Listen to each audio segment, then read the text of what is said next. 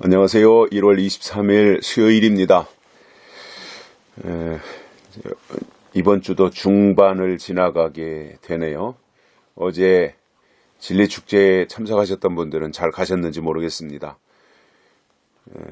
먼 길 오셨다가 또 끝나고 가시느라고 여러 가지로 불편하셨을 텐데 평안히 가셨으면 또 오고 가면서 하나님이 주신 남다른 은혜가 체험되어지고 깨달아졌으면 좋겠다라고 하는 그러한 기대를 가지며 안부를 묻습니다. 오늘은 히브리서 8장 13절에서 보시겠습니다. 새 언약이라 말씀하셨음에 첫 것은 낡아지게 하신 것이니 낡아지고 쇠하는 것은 없어져 가는 것이니라. 아멘. 하나님이 하시는 일들을 보면 하나님이 새로운 것들을 이루기도 하시지만 새로운 것이 나타나면 먼저 것은 또 사라져가게도 하시는 것이 하나님의 역사인 것을 우리가 볼 수 있습니다. 우리가 하나님의 일들을 바라보면서 영원한 것은 없다라는 거지요. 다 유한한 것이고 한계가 정해져 있더라는 거예요. 그래서 짧게 보면 개개인의 인생도 다 끝이 있지 않습니까? 한계가 있고요. 시작한 날이 있으면 끝나는 날이 있죠. 마찬가지로 하나님의 일도 그 시대마다 시작하는 날이 있고 끝나는 날이 있다라는 거예요. 그래서 구약도 시작한 날이 있고 끝나는 날이 있고 신약도 마찬가지고요. 예수님이 재림하시는 마지막 일들도 마찬가지고. 그런데 이제 예수님이 재림하시고 나서 이루어지는 그 세계는 영원한 세계라고 하지요.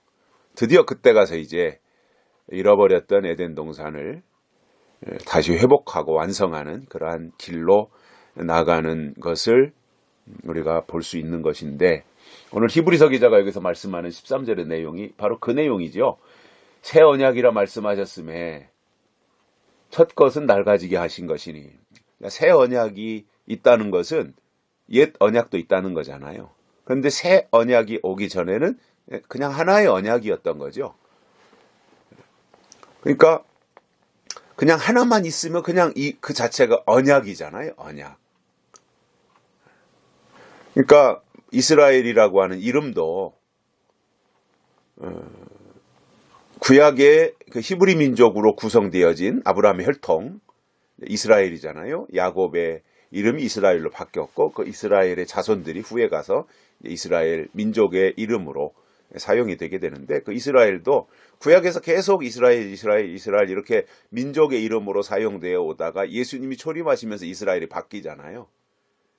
그래서 혈통적 민족적 이스라엘은 끝나고 예수님으로 말미암아 새롭게 시작되어지는 교회 이스라엘 또는 믿는 자 이스라엘로 바뀌게 되는 것을 우리가 볼 수 있죠. 이거 성경을 통해서 나타나죠. 그래서 이스라엘도 예수님 오시기 전에 그냥 하나의 이스라엘만 있었는데 예수님이 오심으로 이제 새 이스라엘이 나타나게 되어진 것을 볼 수 있습니다. 할례도 마찬가지예요. 그냥 할례, 구약에서 할례는 그냥 하나의 할례가 있었는데 또 예수님이 땅에 오시면서 그 전의 것은 이제 육신의 할례, 또 예수님이 오셔서 성령 받게 하는 것을 마음의 할례, 이렇게 구분하시는 것처럼 언약이라고 하는 것도 예수님이 오시기 전에는 그냥 언약이었는데 예수님이 오시면서 또 다른 언약이 제공되잖아요. 그러니까 두 개의 언약이 되다 보니까 먼저 것은 자동으로 옛 언약이 되고 새로 주신 것이 새 언약이라고 하는 이름으로 자동으로 붙여지는 거예요. 그건 누가 그렇게 하라고 해서 하는 게 아니라 그렇게 되는 거예요. 그 가을에 이제 벼를 수확해다가 방아를 쪄서 쌀을 가지고 이제 겨우내 밥에 먹고 봄 내 밥에 먹고 여름 내 밥에 먹고 그리고 이제 가을이 되잖아요.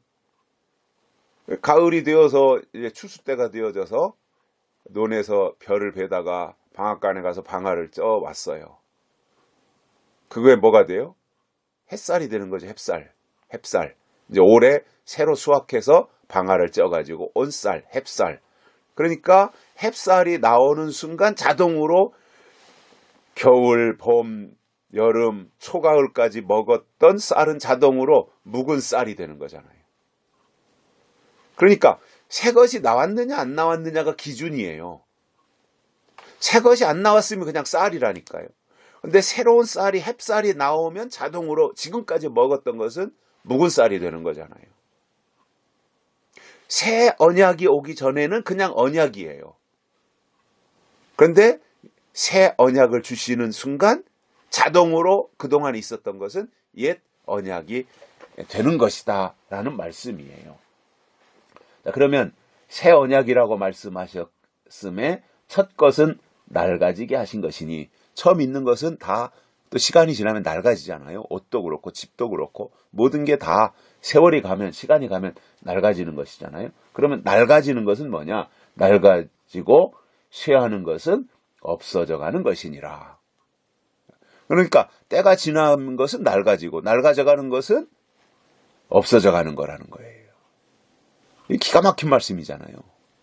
그런데도 때가 지나면 없어지는 것인데 그게 무슨 그렇게 미련이 많아가지고 때가 지난 것을 붙잡고 애지중지하고 거기에 목숨 거는 그러한 신앙생활을 하는 어리석은 사람들이 얼마나 많이 있어요.